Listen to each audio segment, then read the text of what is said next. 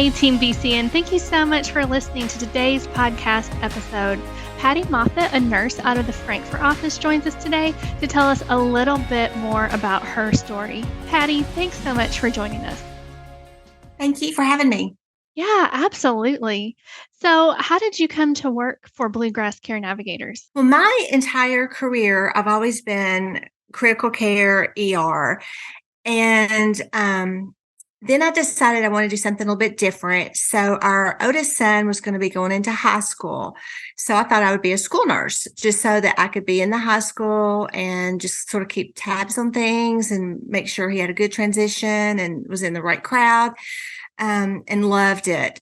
But then when he graduated and all of his friends graduated, when I went back the next year, it wasn't the same. So one of the school nurses that I worked with actually resigned and was a hospice nurse. And so she called me and she said, I really think you need to be a hospice nurse. And I just thought that was kind of strange because I had never thought about hospice. I get very attached to people, as I didn't really know if I'd be able to do this or not. But we were down at the lake and I was telling my husband, I said, I need to figure out my next move or what I'm going to do for my career. I definitely don't want to do ER full time, even though I was still PRN and working quite a bit in the ER. I want to try something different. And so I remember this like it was yesterday. I said, I think I'm going to apply to be a hospice nurse. And he looked at me and said, you will never make it. He said, it's a bad idea. He said, you get so attached to people. You're such a people person. He said, I don't think that's a good idea. And I said, well, you know what? I keep having this feeling in my gut. I need to do this. I said, or this, friend that he knew. I said, why would she have said that to me? And I can't get that idea out of my head.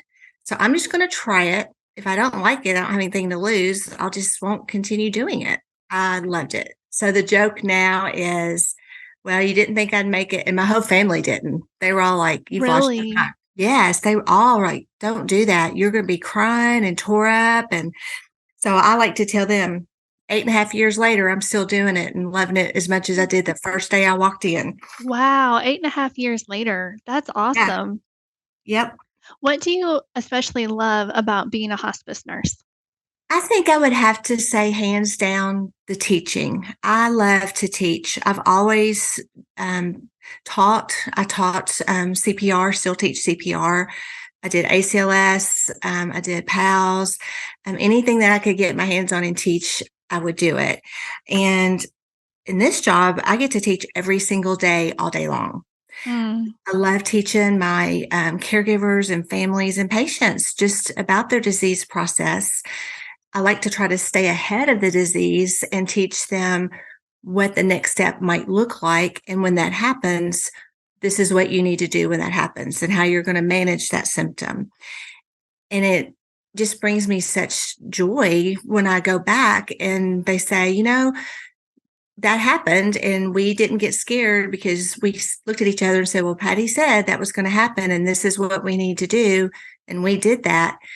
And to me, that's a success story because it wasn't scary and the patient stayed comfortable and on call didn't get a call. So right, right. And that has to be rewarding for you. it is. It's very rewarding. Yeah, for sure. You mentioned this, why your family and why even yourself thought that maybe you wouldn't make it being a hospice nurse because you get so attached to your patients as I think everyone would.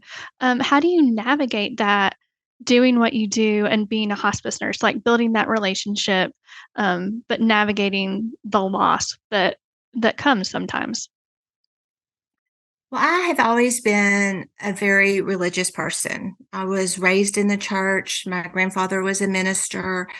And this is different than ER. When a patient comes in the ER, I go in that fix it mode. Like I have to figure out what's going on with the patient. And they're in and they're out. And in this job, that pressure's off of me. We already know what the diagnosis is, I already know the outcome.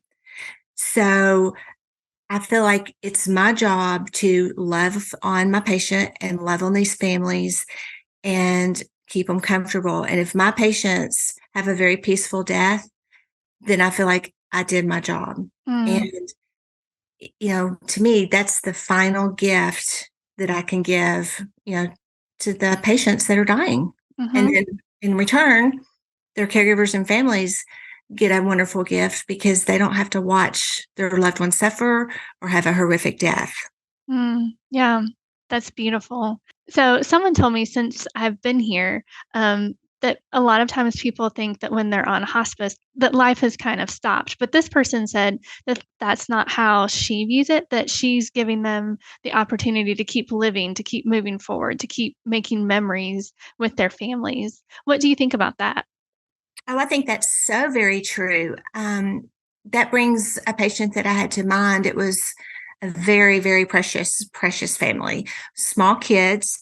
The father was the patient, and the terminal diagnosis that he had was hard to look at because it would disfigure the patient. And they just wanted a lasting memory of the family as a unit. And so we all got together and had a volunteer come in and do family portraits. And that family will cherish that forever. And that patient was so thankful because he knew he was not going to be there to see his kids grow up. And it was just a fun day for him, to be like a normal family that does things every day. And Yeah. it captured that moment for them. Yeah, what a gift that is.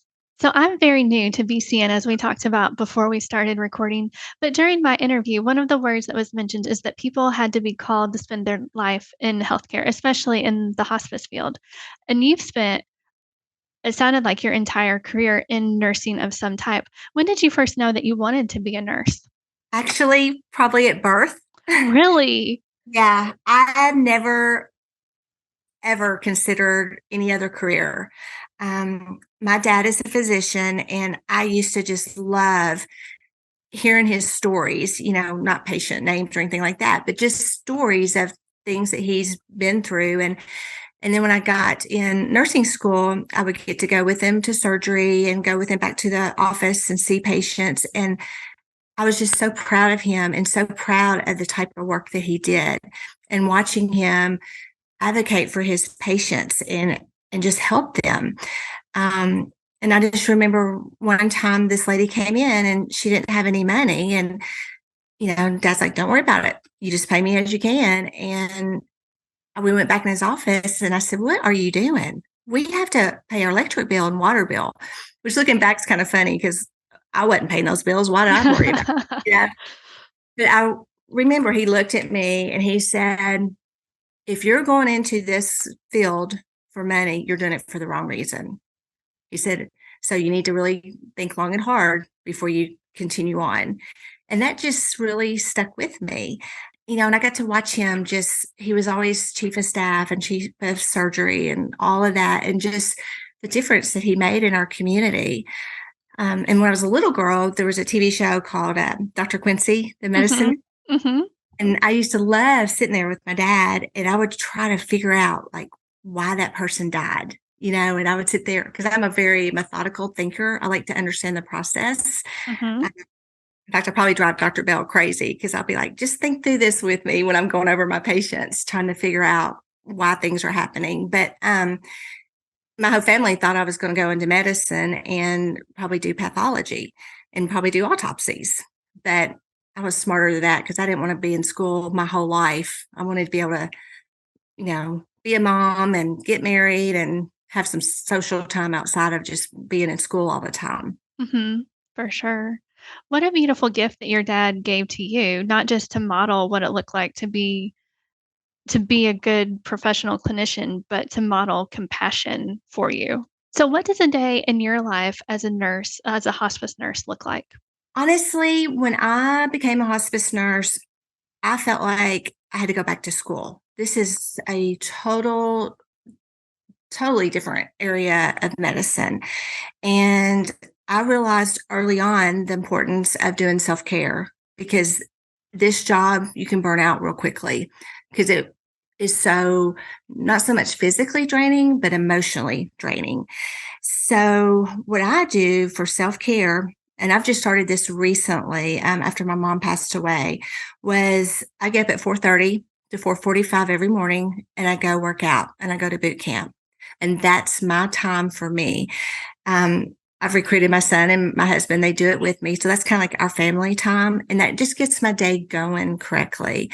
And then throughout the day, my team usually carries a higher caseload than most. So I'll see anywhere from 4 to 5 patients a day. And then when I come home, I make sure that I give myself time to unwind. My husband, son, and I also make up Team Rosie, which is, if everybody doesn't know, Rosie's the one of the hospice therapy dogs.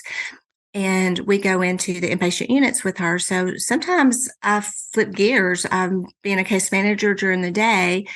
We may come home and eat, supper together real quick, and then we will go and we all volunteer and go in and take Rosie and just spread the love to the patients that are in our inpatient units. And then I come home and start all over again.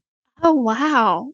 That's awesome. I didn't know you had Rosie. So how did you get started with a therapy dog? It was really interesting because Whitney came around and was talking about that they're going to start that in the integrative medicine. And then the dogs were actually bought. And then, more and more information came out about them. And at the time, Lindsay was my executive director. And I said, gosh, that would be such the perfect thing for Matthew, which is our youngest son, to do. Matthew has autism and cerebral palsy, very high functioning. And so I said, but he's still in school. And he was a senior at the time. And she said, well, why can't he do it? And I'm like, really? Y'all would consider that? Because we call Matthew Dr. Doolittle. He has just this incredible way with animals, and they all just really speak his language, if you will. And it's Mhm. amazing. He trains them, and it's just a really beautiful thing to watch. And so we ended up housing Rosie, and Matthew worked with her because she'd already been with the trainer, but he worked with her some more and, taught her different commands and things. And it's just been basically my family's mission. We enjoy doing that together. And it's just neat to watch your child that when they were born, you were told would never walk or talk, to go out and minister to these families and these patients of ours. Mm, for sure. That is really beautiful. How long Mm-hmm. have you had Rosie? Gosh, 2 years maybe? I really don't know. Okay. That's about 2 years. Okay. That's awesome. So let me get this straight. You work all day, you see 4 or 5 patients a day, which is a full day, and then on some evenings, you come home and then go back to a hospital or go to a hospital, not back to it because you're making house calls, and take Rosie around to meet with patients. Yes. That's awesome. What does a normal therapy dog visit look like? Oh, every visit's different. Okay, can you tell Our me about, like, one of them? The one I'd share is the patient was in a little bit of respiratory distress, and they had, medicated the patient. The family shared with the nurses at the inpatient unit that patient was really missing their dog. This patient was nonverbal, and that had not been too long since they were nonverbal. And we went in, and Matthew looked at me and said, am I allowed to touch this person's hand and put their hand on Rosie's head? And I said, yes. And you just sat there before your eyes and watched the transformation. The patient's breathing settled down. You saw the muscles just go from tense to totally relaxed. And even though the patient couldn't talk, we know that that dog touched that patient and helped calm that patient down. Definitely. There's something so powerful about the relationship between humans and animals and what their presence can do for us. Oh, yeah. Yeah, for I told sure. Whitney I need to write a book of all of our encounters because everyone that we've been to, it's different. And it's probably my favorite thing to do, honestly. Yeah. BCN, because it's just neat to watch. Definitely. You may have already answered my next question, but why do you enjoy working at Bluegrass Care Navigators? What's your why? I think that I just inherited, some traits of my dad, that I care about people, and I love people, and I want all people to have a good life as best as they can. And I want to keep them comfortable and let them enjoy their families, and those families enjoy, the patient, and have a good quality life for however long that life is. And if I Mm, can provide that for them, then I enjoy that. I feel yeah, like I've done it, not me particularly, but just I brought that, gift to these patients and caregivers, that yeah. they can enjoy each other. Yeah, well, from what I'm hearing, I would say you're definitely doing that. So, you've been doing this for 8.5 years. What would you tell someone who's just getting started as a nurse at Bluegrass Care Navigators? I think the biggest thing, because my preceptor said this to me, and I thought, gosh, she must think I'm not very smart, because I was asking her how long did it take her before she got real comfortable in this job. And when she looked at me and said at least a year, it blew me away. But she was so right, because there's so many different scenarios and so many different things that happen in this job. You can't learn it all in an orientation period. And it does. It takes about a year. Yeah. Yeah, that's what I've heard too, and I'm on the administrative side of things, so I would imagine yeah. Yeah, that's good that's a good word right there. What do you like to do for fun when you're not working or volunteering? We are a very active family. We're not big TV watchers. My kids are never big gamers or anything like that. So anything outside. We love to go to the lake. We love to go snow skiing. We hike a lot, canoe, just really anything outside. That's awesome. I like the outside too. As you probably know, November is National Home Care and Hospice Month. And of course, we're grateful for the nurses, aides, therapists, social workers, chaplains, doctors, and volunteers who make a life changing difference for our patients and their families every single day. As you reflect on the work that you and your coworkers do, what are you especially proud of and grateful for? I think that I'm just most grateful that I get to be part of this company, and do this job every single day. You know, I am a person that I love to advocate for people, especially people that cannot advocate for themselves. And this job has prepared me, I think, to branch out even further. My husband and I have just started. Well, last year we started teaching the Special Olympics snow ski team. And then this year, as well as doing that, we've picked up the basketball team.